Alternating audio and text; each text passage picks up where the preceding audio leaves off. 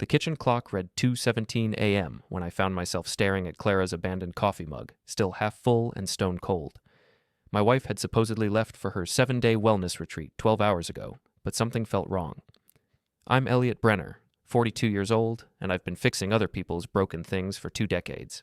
Houses, plumbing, electrical work, you name it, I can repair it. What I couldn't fix, apparently, was my own marriage. Before we dive deeper into this story, I have one small request. Please subscribe, drop a like, comment, and hit that hype button to boost this channel so more people can discover these incredible Reddit stories. Clara's suitcase was gone, her favorite yoga mat missing from the hall closet. Everything looked normal on the surface. Too normal. But her work phone sat abandoned on the granite countertop like a smoking gun she'd forgotten to hide. The screen lit up with a text notification. Missing you already, babe. Can't wait for tomorrow night. G. G? Who the hell was G? I picked up the phone with trembling fingers, my contractor's calloused hands suddenly feeling clumsy and foreign. The message thread showed dozens of exchanges between Clara and this mysterious G person. My stomach dropped as I scrolled through weeks of intimate conversations I was never meant to see. Last night was incredible. Jim's working late again. Perfect timing. Your husband has no idea what he's missing. Can't wait to have you all to myself for a whole week. Jim. That was me. They were talking about me like I was some obstacle to work around, some inconvenience in their perfect little fantasy. 23 years of marriage, 23 years of building a life together, buying this house, planning for retirement, talking about growing old on the front porch swing I'd installed last spring, all of it crumbling in my hands like cheap drywall. My phone buzzed with a text from Mrs. Patterson, our 70-year-old neighbor who never missed anything happening on Maple Street. Eliot, dear, I saw Clara leave last night around 10 p.m. She got into a silver BMW with a man I didn't recognize. Is everything all right?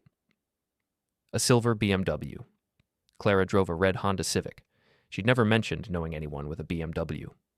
I texted back, "Thanks, Mrs. P. Just some friends giving her a ride to her retreat."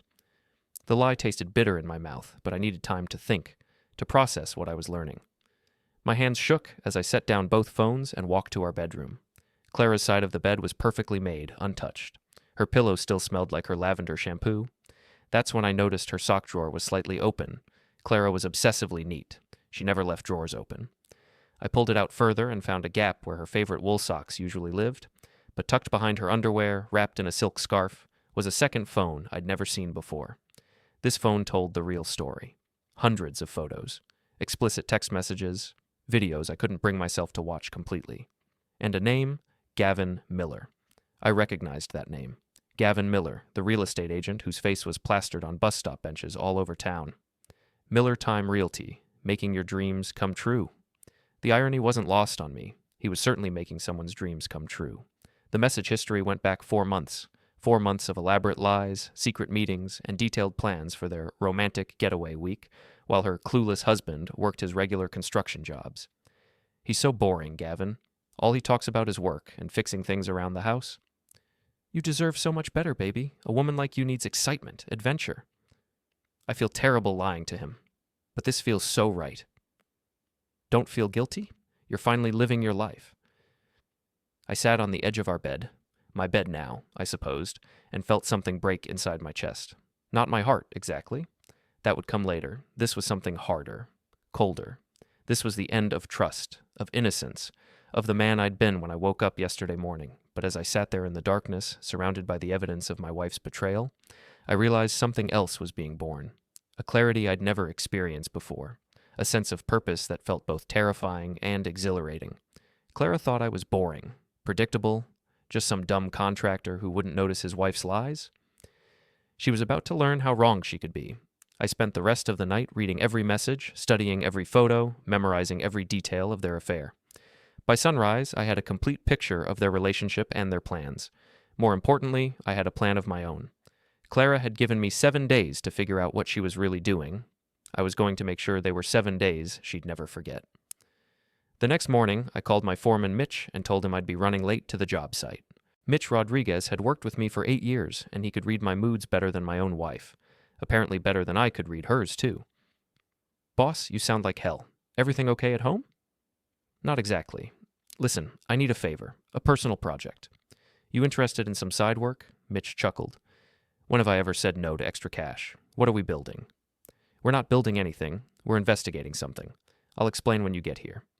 An hour later, Mitch sat in my kitchen, coffee mug in hand, listening to the whole sordid story. His expression grew darker with each detail I shared. Jesus, Eliot. I'm sorry, man. Clara always seemed so... I never would have guessed. Nobody would have guessed. That was the point. I showed him Gavin's real estate website on my laptop. Look at this guy. Perfect teeth, perfect hair, perfect life. Married to some pharmaceutical sales rep named Jessica, 2 kids in private school. Mitch studied Gavin's professional headshot. Looks like a used car salesman in an expensive suit. So what's the plan? You want me to have a conversation with him? I know some guys who could... No violence, Mitch. I'm not going to prison over this. But I am going to make sure they both understand the consequences of their choices. Okay, I'm listening. I pulled out a notebook where I'd been sketching ideas since dawn. First, information gathering. I need to know everything about Gavin Miller. Where he lives, where he works, what he drives, who he knows. I need to understand his weaknesses. I can handle that. My cousin Tony works at the DMV, and my brother-in-law sells insurance. He knows everybody in this town. Good. Second, I need to secure our assets. Clara's been using our joint credit cards for hotel rooms and expensive dinners. As of this morning, she's cut off from everything. I'd already spent 2 hours on the phone with banks and credit card companies, removing Clara's access to all our accounts. Everything was in my name anyway. I'd been the sole breadwinner while Clara worked part-time in human resources at a small marketing firm. Third, I need to document everything. Photos, messages, receipts, hotel records. When this is over, I want everyone in town to know exactly who Clara and Gavin really are. Mitch grinned. Now you're talking my language. I've got a friend who's a private investigator, retired cop. He taught me a few things about surveillance. Perfect. But Mitch, this stays between us. I don't want anyone else knowing what we're doing until I'm ready to reveal everything. You got it, boss. But can I ask you something? Shoot. Why not just divorce her and be done with it? Why go through all this trouble? I considered the question while staring at our wedding photo on the kitchen counter. Clara looked so young, so innocent in her white dress. Had she always been capable of this level of deception? Or had I somehow driven her to it? Because she thinks I'm stupid, Mitch. She thinks I'm some boring contractor who'll never figure out what she's doing. She's counting on me being too trusting, too naive to see through her lies. I picked up the wedding photo and turned it face down. I want her to know that she was wrong about me. I want both of them to understand that actions have consequences. And I want this whole town to see who they really are behind their perfect facades. Mitch nodded slowly. All right then, let's get to work. We spent the morning installing a small GPS tracker on Clara's Honda, which she'd left in our garage.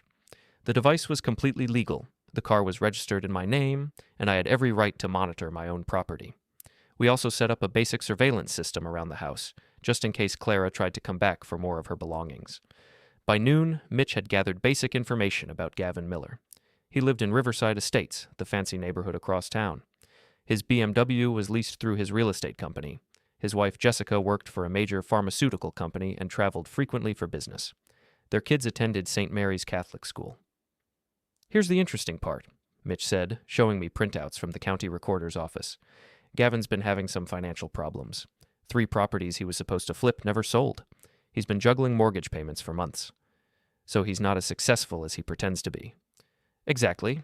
And get this, his wife Jessica makes twice what he does. She's the real breadwinner in that family. I studied the financial records, my contractor's mind automatically looking for structural weaknesses. Gavin Miller's perfect life was built on a foundation of debt and deception, just like his relationship with my wife. There's something else, Mitch continued. I talked to my buddy at the police station. Gavin's been involved in some questionable real estate deals, nothing criminal, but definitely unethical. Overcharging elderly clients, hiding property defects, that kind of thing. Interesting. What about Clara's job? She works at Henderson Marketing, right? Small company, maybe 30 employees. I called pretending to be a vendor and learned that Clara's been taking a lot of personal days lately. Her boss didn't sound too happy about it. The pieces were falling into place. Clara and Gavin both had vulnerabilities I could exploit, but I needed more information before making my move. That evening I drove to Murphy's Tavern, the local bar where everyone in town eventually showed up. The owner, Val Murphy, had been serving drinks and collecting gossip for 25 years. If anyone knew the real story about Gavin Miller, it would be Val. Eliot, haven't seen you in a while. Where's Clara tonight? She's at a wellness retreat.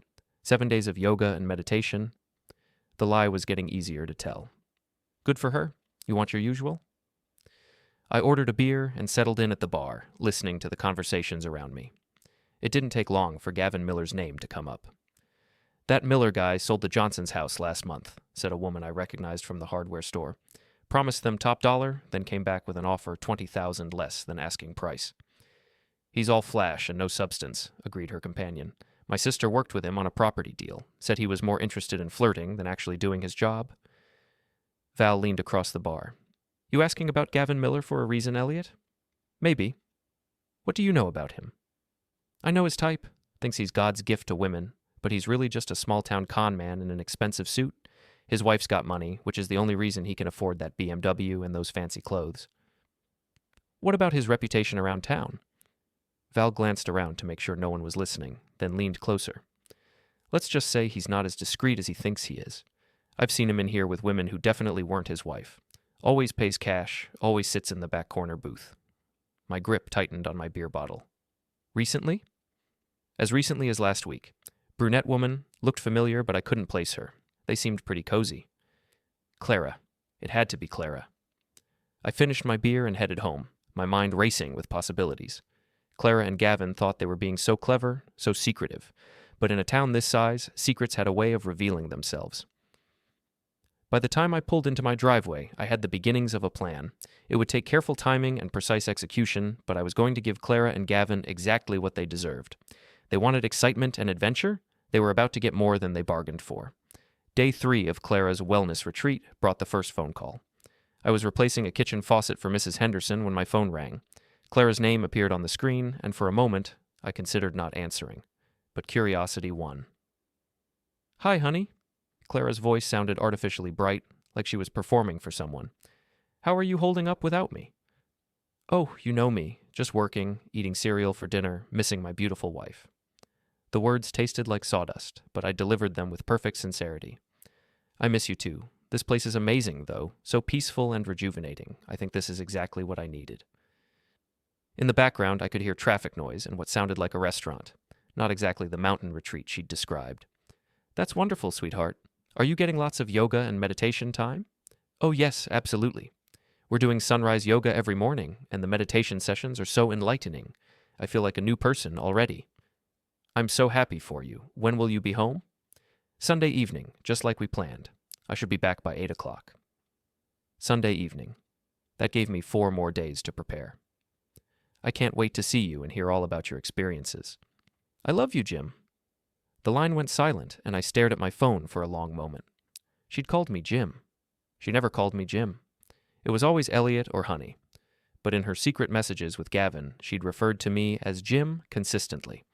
She was so deep in her deception that she couldn't keep her lies straight. That afternoon, Mitch brought me a folder full of surveillance photos and information. His private investigator friend had been busy. "They're staying at the Riverside Inn, about 40 miles north of here. Registered under Gavin's name, but he paid cash for a week-long stay."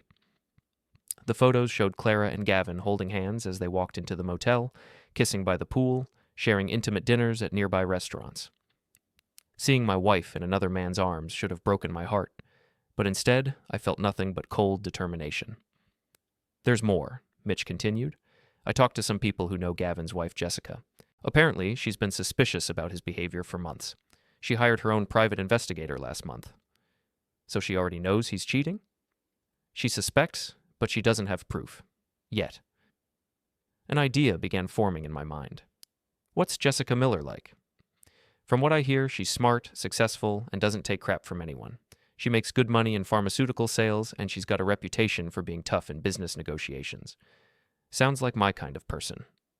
You thinking what I think you're thinking? I'm thinking Jessica Miller deserves to know the truth about her husband, and I'm thinking she might be interested in working together to expose both of them. Mitch grinned. "Boss, you're starting to scare me, but I like it." That evening, I did something I'd never done before. I researched my wife's lover's wife on social media. Jessica Miller's Facebook profile painted a picture of a woman who had everything together. Professional headshots from business conferences, family photos with her 2 young children, posts about charity work and community involvement. But looking closer, I noticed something interesting. In recent months, her posts had become less frequent, and when Gavin appeared in photos, Jessica's smile looked forced. The most recent family photo was from 3 months ago, right around the time Clara and Gavin's affair began, I found Jessica's work email address on her company's website and spent an hour crafting the perfect message. Dear Mrs. Miller, you don't know me, but I believe we have something important in common. My name is Eliot Brenner, and I think we need to talk about our spouses. I have information that you deserve to see, and I suspect you might have information that would interest me as well. If you're willing to meet for coffee, I can be reached at this email address or by phone. I understand this is unusual, but I believe you'll find our conversation worthwhile. Respectfully, Eliot Brenner. I attached one of the surveillance photos. Nothing explicit. Just Clara and Gavin holding hands outside a restaurant, and hit send before I could change my mind. The response came within an hour. Mr. Brenner, I've been expecting something like this for weeks. Tomorrow, 2 p.m., Starbucks on Main Street. I'll be wearing a blue blazer and carrying a brown leather briefcase. We have a lot to discuss. Jessica Miller. I read her message 3 times, impressed by her directness and composure. This was a woman who didn't waste time on dramatics or denial. She wanted facts, and I had plenty of those to share. The next morning brought another call from Clara, this one shorter and more strained. Hi, honey, just checking in again. How's the retreat going? You sound tired? Oh, just intensive workshops, you know? Very emotionally draining work. In the background, I could hear Gavin's voice. Baby, come back to bed. Clara's sharp intake of breath told me she'd realized her mistake. Sorry, that was the TV in the common room. Someone was watching a movie. Ah, well, don't let me keep you from your relaxation time. I love you, Eliot. She'd caught herself this time, but the damage was done. Love you too, sweetheart. See you Sunday. I arrived at Starbucks 15 minutes early and chose a corner table where we could talk privately. Jessica Miller walked in at exactly 2 p.m., and I recognized her immediately from her photos. She was an attractive woman in her mid-30s, with short blonde hair and the confident bearing of someone accustomed to being in control. Mr. Brenner? She extended her hand for a firm handshake. Thank you for reaching out. Thank you for meeting me. I know this situation is unusual. Jessica sat down and opened her briefcase, pulling out a manila folder. Let me save us both some time. I hired a private investigator 6 weeks ago because my husband's behavior had become suspicious. Late nights, unexplained expenses, mysterious phone calls. She slid several photographs across the table. They showed Gavin with different women at various restaurants and hotels over the past 2 months. Clara appeared in the most recent photos. Your wife is just the latest in a series of affairs. Gavin has a pattern of targeting married women who work in professional settings. He makes them feel special, promises them excitement and romance, then moves on when he gets bored or the situation becomes complicated. I studied the photos, feeling a mixture of anger and embarrassment. Clara wasn't special to Gavin.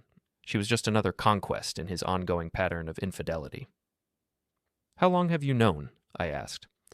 I've suspected for months, but I've had proof for 3 weeks. I was planning to file for divorce next month, after I'd secured my financial assets and documented everything for court. Why haven't you confronted him? Jessica's smile was cold and calculating. Because I wanted to catch him in the biggest lie possible. A week-long affair gives me much stronger grounds for divorce than a few dinner dates. I realized I was dealing with someone who thought several moves ahead, someone who understood that revenge was a dish best served cold. What do you propose we do? I asked. I propose we give them exactly what they think they want, and make sure everyone in town knows about it. Jessica outlined a plan that was both elegant and devastating. She'd already gathered evidence of Gavin's financial problems, his previous affairs, and his questionable business practices. Combined with my documentation of Clara's lies and deception, we had enough material to destroy both of their reputations permanently. There's a Chamber of Commerce mixer next Friday night, Jessica explained. All the local business owners will be there, including most of Gavin's clients and colleagues. Clara's boss will probably attend as well. You want to expose them publicly? I want to make sure their lies catch up with them in the most public way possible. They've been sneaking around, thinking they're so clever. Let's see how they handle the spotlight. We spent the next hour planning every detail. Jessica would arrange for the private investigator to be at the mixer with cameras. I would make sure Clara and Gavin were both in attendance. And together, we would orchestrate a confrontation that would leave no doubt about who they really were. As we prepared to leave, Jessica asked, Are you sure you want to do this? Once we pull this trigger, there's no going back. I thought about Clara's lies, her casual dismissal of our marriage, her willingness to betray everything we'd built together. I'm sure. They made their choices. Now they get to live with the consequences. Jessica smiled. Good. Because I've been looking forward to this for weeks. As I drove home, I felt a sense of anticipation I hadn't experienced in years. Clara and Gavin thought they were playing a game where only they knew the rules. They were about to learn that other people could play games too. And some of us played to win. Friday evening arrived with unseasonable warmth and clear skies. Perfect weather for the Chamber of Commerce mixer at the Riverside Country Club. I'd spent the week making final preparations, coordinating with Jessica, and building my resolve for what was about to happen. Clara had called twice more during the week, each conversation more strained than the last. She was clearly running out of meditation and yoga stories to explain her absence. More importantly, she was getting careless about hiding Gavin's voice in the background. I arrived at the country club at 7:30, wearing my best suit and carrying a leather portfolio that contained copies of every piece of evidence Jessica and I had gathered. The main ballroom was already crowded with local business owners, city council members, and other prominent citizens. I spotted Clara's boss, Margaret Henderson, near the bar, talking with several other small business owners. Margaret had always been polite to me at company parties, but I'd never had a real conversation with her. Tonight, that was going to change. "Margaret, good to see you." I approached her group with a confident smile. "Eliot, I didn't expect to see you here. How's Clara? I heard she was taking some personal time." "She's at a wellness retreat, discovering new aspects of herself. Very enlightening experience, from what she tells me." "That's wonderful. We all need to recharge sometimes. Clara's been working so hard lately, taking on extra projects, staying late for client meetings." I nodded sympathetically. "Yes, she's mentioned those late client meetings. Very dedicated to her work." Margaret looked pleased. "She's one of our most reliable employees. Always professional, always honest about her time and commitments." "Honesty is so important in business relationships," I agreed.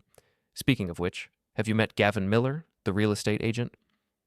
"Oh yes, Gavin's quite well known around town. Very successful, from what I hear." "Very successful," I repeated. "I'm sure he'll be here tonight. He never misses an opportunity to network." As if summoned by our conversation, Gavin Miller appeared in the ballroom entrance.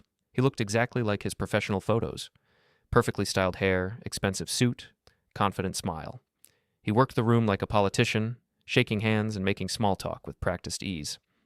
What Gavin didn't notice was Jessica Miller entering through the side door, accompanied by a man I recognized as the private investigator Mitch had mentioned.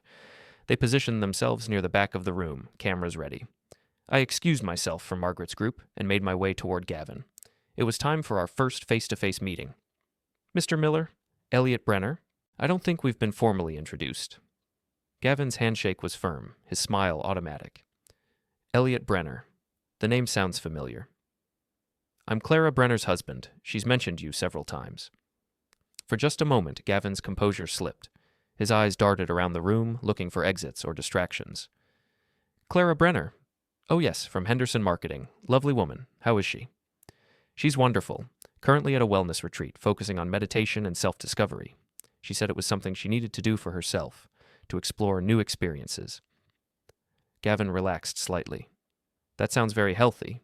Everyone needs time to recharge." "Absolutely. In fact, she's been so inspired by this retreat that she's documented the entire experience. Photos, journal entries, detailed accounts of every day. She wants to remember every moment." That's great." She's particularly excited about sharing her experiences with everyone when she gets back. She thinks people will be very interested in seeing what she's been up to." Gavin's smile became forced. "Well, I'm sure it's been very enlightening for her." "Oh, it has been. For both of us, actually. Sometimes you don't really know someone until you see them in a completely different environment." Before Gavin could respond, I spotted Margaret Henderson approaching with several other business owners. Perfect timing. "Margaret, I'd like you to meet Gavin Miller. Gavin, this is Margaret Henderson, Clara's boss." "Mr. Miller, of course. I've seen your advertisements around town. Very impressive marketing." Gavin seemed to regain his confidence. "Thank you.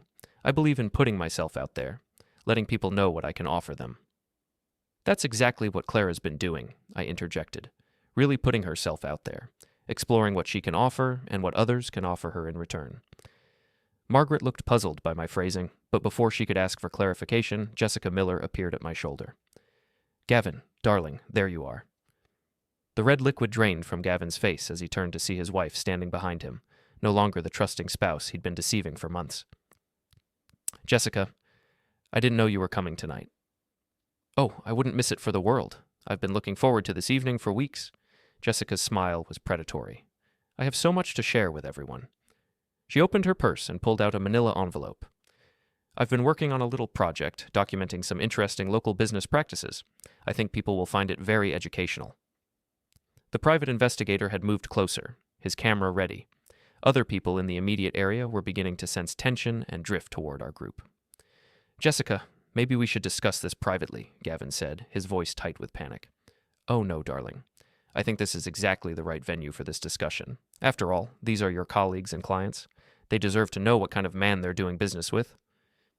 Jessica opened the envelope and began distributing photographs to the growing crowd. These were taken over the past several weeks at various local establishments. I think you'll recognize some of the people in them. Margaret Henderson gasped as she looked at a photo of Clara and Gavin kissing outside a restaurant. That's Clara. But she's supposed to be at a retreat. She is at a retreat, I said calmly. A very intimate retreat with Mr. Miller here. They've been together all week, exploring their connection while lying to their spouses and employers.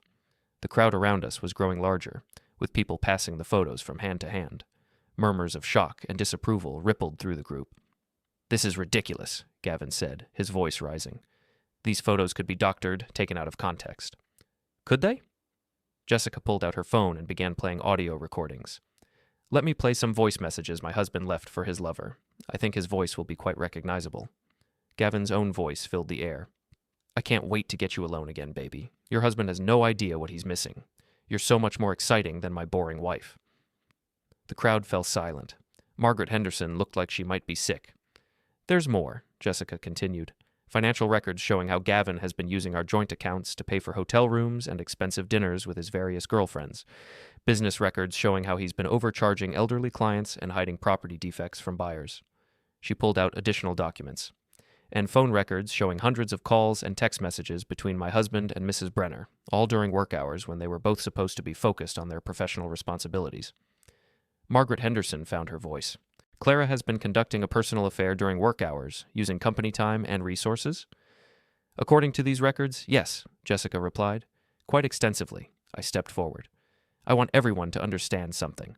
I'm not angry about my marriage ending. People grow apart, feelings change. What I'm angry about is the lying, the deception, the complete lack of respect for everyone they've been deceiving. The crowd murmured agreement. In a small town, reputation mattered, and both Clara and Gavin had just lost theirs permanently. Clara made me believe she was at a wellness retreat, soul-searching and working on personal growth. Instead, she was in a motel room with a married man, laughing about how stupid and boring her husband was. I pulled out my own phone and played one of Clara's voice messages. He's so predictable, Gavin. He actually believes I'm doing yoga and meditation. He has no idea his wife is capable of passion and excitement. The silence that followed was deafening. Margaret Henderson was the first to speak. Mr. Brenner, I owe you an apology. And I owe Clara a very serious conversation about professional conduct and honesty. Other voices joined in. I was thinking about listing my house with Miller. Not anymore. How can you trust someone in business if they'll lie to their own spouse? Those poor children. Jessica, I'm so sorry. Jessica Miller stood tall, composed despite everything. Thank you all for your support. This hasn't been easy, but sometimes the truth needs to come out in a public way. She turned to address the entire crowd. I want everyone to know that I'm filing for divorce next week. I'll be seeking full custody of our children and a complete accounting of all marital assets. I've also reported Gavin's questionable business practices to the State Real Estate Commission. Gavin finally found his voice. Jessica, please, we can work this out. It doesn't have to be like this. You're right. It didn't have to be like this. You chose to make it like this when you decided to lie, cheat, and steal from our family. She turned back to the crowd. I want to thank Mr. Brenner for his courage in reaching out to me. Sometimes it takes two people who've been betrayed to find the strength to demand the truth. The private investigator had been documenting everything, and now he stepped forward. Mrs. Miller, I have everything we need for the divorce proceedings and the real estate commission complaint. As the crowd began to disperse, people approached Jessica and me with words of support and encouragement. Margaret Henderson pulled me aside. Eliot, I want you to know that Clara will not be returning to her position with our company.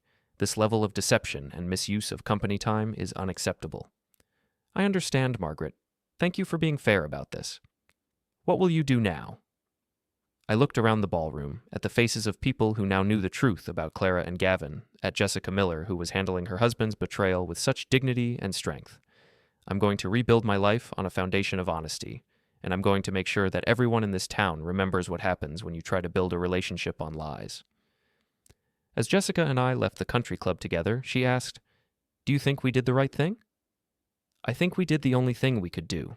They made their choices in private. Now they get to live with the consequences in public." "Any regrets?"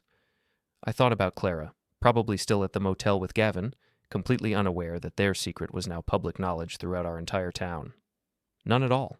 They wanted excitement and drama. They got it. Saturday morning brought the first phone call from Clara at 6:47 a.m.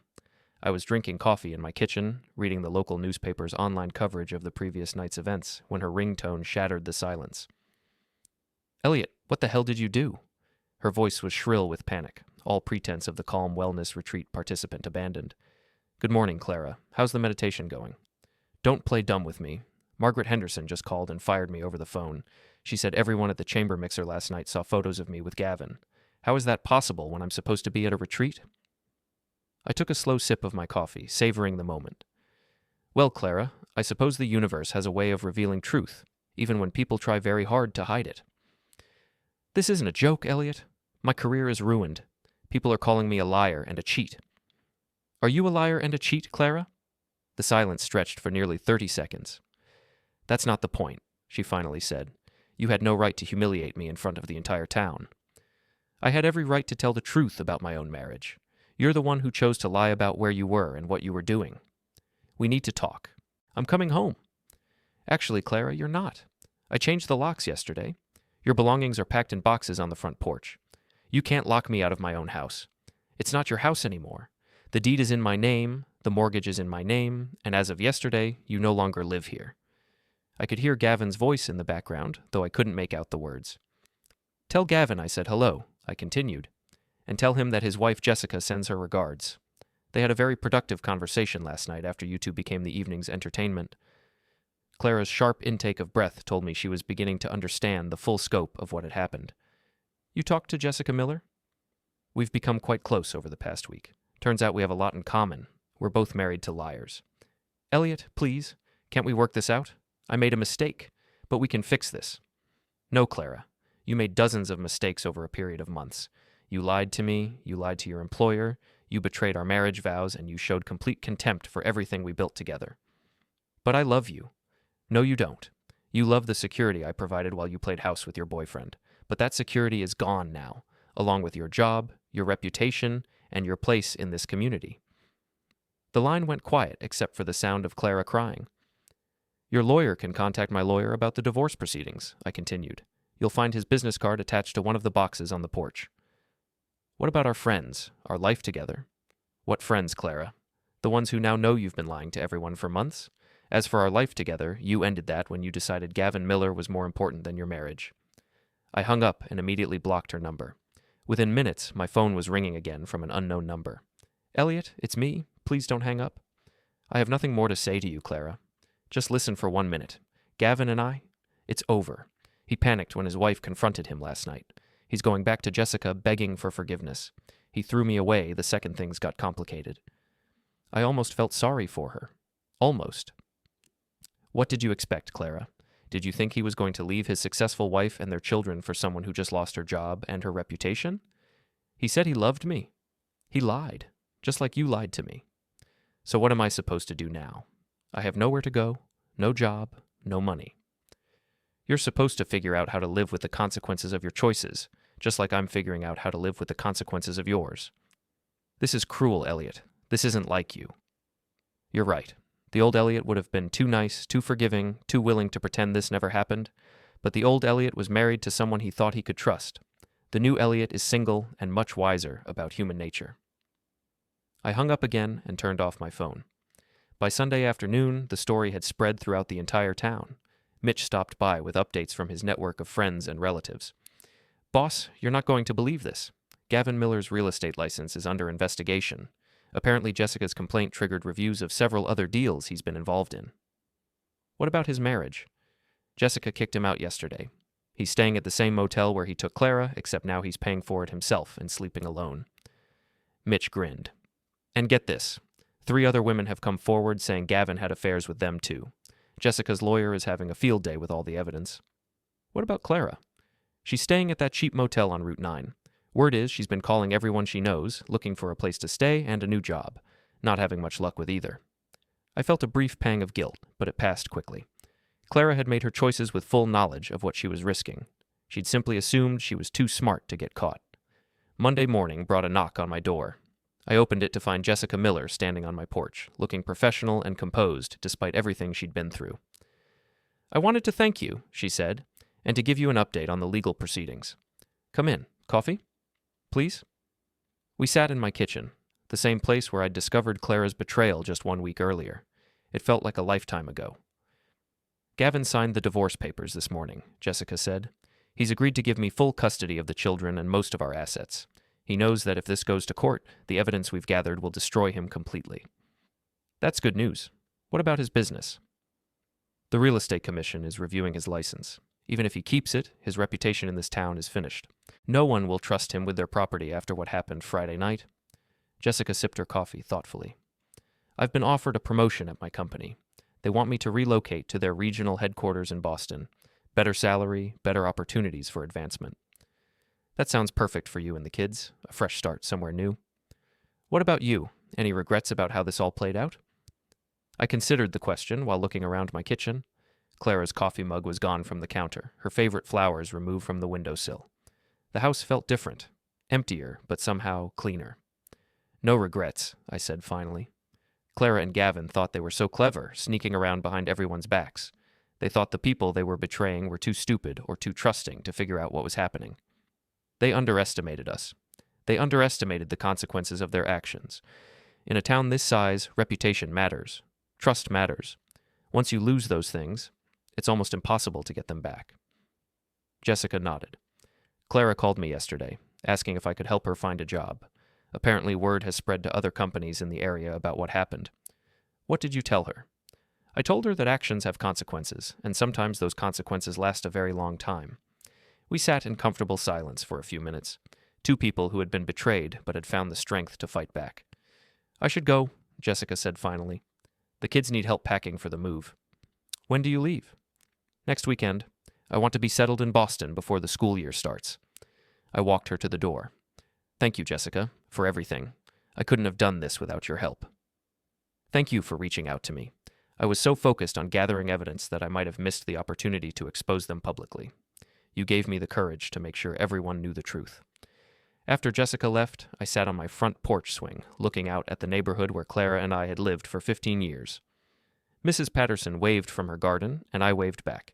She'd been one of the first people to offer support after Friday night's revelation. My phone buzzed with a text from an unknown number. "This isn't over, Eliot. You destroyed my life, and I'll find a way to make you pay." I deleted the message without responding. Clara still didn't understand that she had destroyed her own life through her choices and actions. I had simply made sure those actions had appropriate consequences. As the sun set over Maple Street, I realized that for the first time in months, I felt genuinely at peace. The lies were over, the deception was exposed, and everyone involved was living with the results of their decisions. Clara and Gavin had wanted excitement and adventure. They'd gotten exactly what they asked for, just not in the way they'd expected. Justice, I reflected, sometimes came disguised as public humiliation and social consequences. But it was still justice, and it was still deeply satisfying. 3 months later, I was installing custom cabinets in a kitchen renovation when my phone rang. The caller ID showed a number I didn't recognize, but something compelled me to answer. Eliot Brenner. "Mr. Brenner, this is Detective Sarah Walsh with the County Sheriff's Department. I'm calling about Clara Brenner. I understand she's your ex-wife?" "Yes, we're divorced. Is she all right?" "She's fine, physically. But she was arrested last night for credit card fraud and identity theft.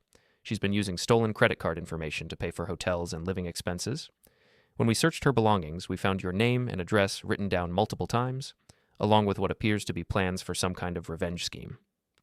I set down my drill and stepped away from my work area. "What kind of plans?" "Nothing specific enough to constitute a threat, but concerning enough that we wanted to give you a heads up. She seems to blame you for her current circumstances." "Where is she now?" "County lockup. Her bail hearing is tomorrow morning. Mr. Brenner, has she contacted you recently? Any threatening messages or unusual encounters?" I thought about the anonymous text message I'd received months ago, and several others since then. I'd saved them all, just in case. A few text messages from unknown numbers. Nothing direct, but definitely hostile in tone. I'd like to see those messages, and I'd recommend you take some basic precautions for the next few weeks while this gets sorted out. After Detective Walsh hung up, I called Mitch and filled him in on the situation. Want me to come over and keep you company for a while? He offered. No, but thanks. I think Clara's more pathetic than dangerous at this point. But I was wrong. 2 days later, I came home from work to find my garage door open and my workshop in shambles.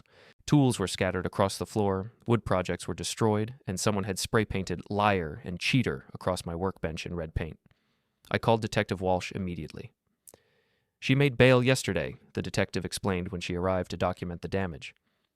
Her alibi is that she was at a job interview across town, but the timing works out that she could have done this and still made it to her appointment. Can you prove it was her? We'll dust for fingerprints and check for other evidence, but honestly, unless we catch her in the act or find witnesses, it's going to be hard to prove. That evening, I was cleaning up the workshop when Mrs. Patterson knocked on my door. Eliot, dear, I saw a woman lurking around your property this afternoon. She was trying to look in your windows and checking to see if your doors were locked. What did she look like? Brunette hair, thin, wearing a dark coat. She looked familiar, but I couldn't place her until just now. It was Clara, wasn't it? I nodded. She's been having some problems since our divorce. I called the police when I saw her, but she was gone by the time they arrived. Mrs. Patterson's expression grew concerned. Eliot, I don't want to alarm you, but she looked unstable, angry and desperate. Maybe you should stay somewhere else for a few days. I thanked Mrs. Patterson for her concern, but I wasn't going to be driven from my own home by Clara's desperate attempts at revenge. Instead, I installed additional security cameras and changed my daily routine to be less predictable. The next incident happened 3 days later. I was meeting with clients about a bathroom renovation when my phone rang with an emergency call from the fire department. Mr. Brenner, there's been a fire at your residence. You need to get here immediately. I arrived to find 2 fire trucks in my driveway and smoke pouring from my detached garage. The fire was contained quickly, but the damage was extensive. My workshop, my tools, and several ongoing projects were completely destroyed. Fire Chief Martinez pulled me aside. This wasn't an accident, Eliot. Someone poured accelerant around the base of the building and lit it. If your neighbor hadn't spotted the flames when she did, it could have spread to your house. Any witnesses? Mrs. Patterson saw a woman running away from the area just before the fire started. Same woman she reported lurking around your property earlier this week. Detective Walsh arrived as the fire department was finishing their work. We need to find Clara before this escalates further. She's clearly becoming more desperate and more dangerous. How do we do that? She's not staying anywhere permanently, and she's been using stolen credit cards to pay for everything. We're working with parole officers and social services to track her movements. In the meantime, I'm recommending you get a restraining order and consider staying somewhere else until we locate her. I looked at the smoldering remains of my workshop, thinking about all the tools and projects that represented years of work and investment. Clara had already destroyed our marriage, her own career, and her reputation. Now she was trying to destroy the life I'd built after her betrayal, but I wasn't going to let her win. I'm not leaving my home, I told Detective Walsh, but I am going to make sure she faces the consequences of what she's doing. That evening, I called Jessica Miller in Boston. She'd kept in touch occasionally, updating me on her new job and how well her children were adjusting to their new life. Eliot, I'm so sorry to hear about the fire. Is there anything I can do to help? Actually, there might be. Do you still have contacts with private investigators in this area? Of course. What do you need? I explained my plan. Clara was clearly watching my house and tracking my movements. Instead of trying to hide from her, I was going to make myself an obvious target and let her walk into a trap. Are you sure about this? Jessica asked. It sounds dangerous. Clara's not a violent person by nature. She's just desperate and angry. But she's also not very smart about covering her tracks. If we can catch her in the act of harassment or vandalism, the police will have enough evidence to put her away for a significant period of time. Jessica arranged for a surveillance team to monitor my property discreetly. I also coordinated with Detective Walsh to make sure police could respond quickly when Clara made her next move.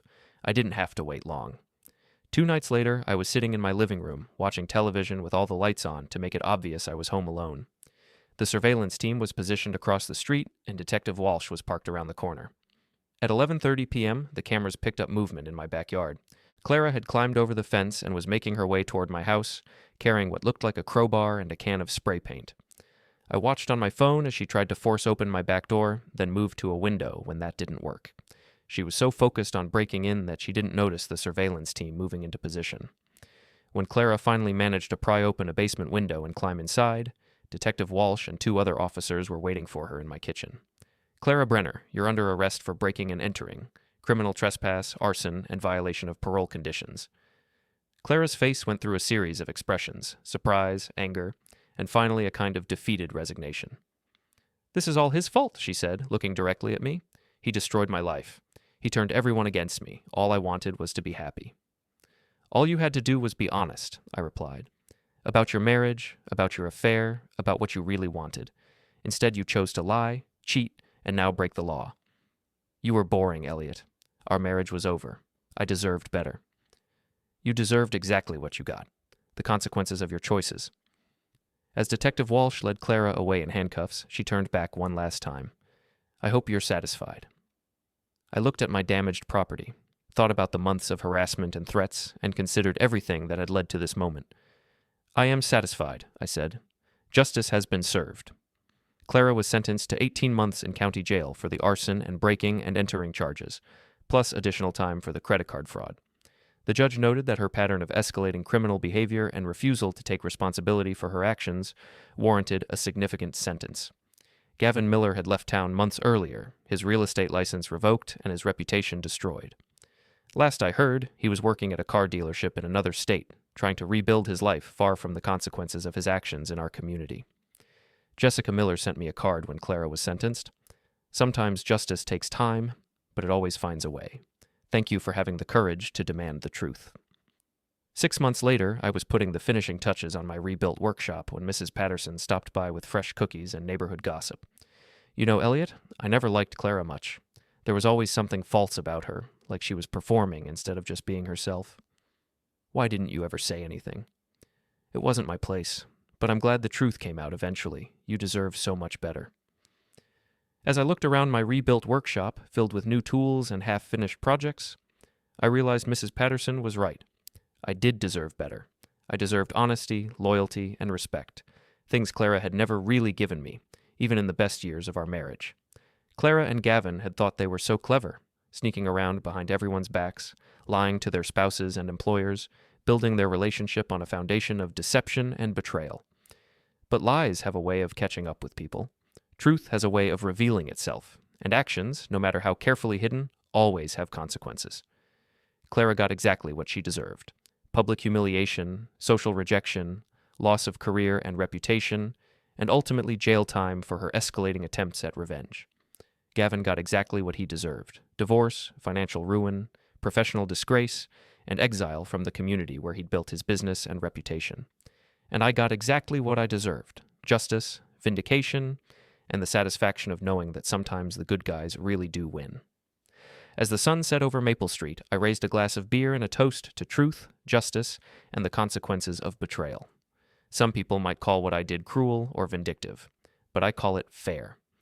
Clara and Gavin made their choices with full knowledge of what they were risking. They just never thought they'd get caught. They were wrong about that, just like they were wrong about everything else. And that, I thought with deep satisfaction, was the most perfect justice of all.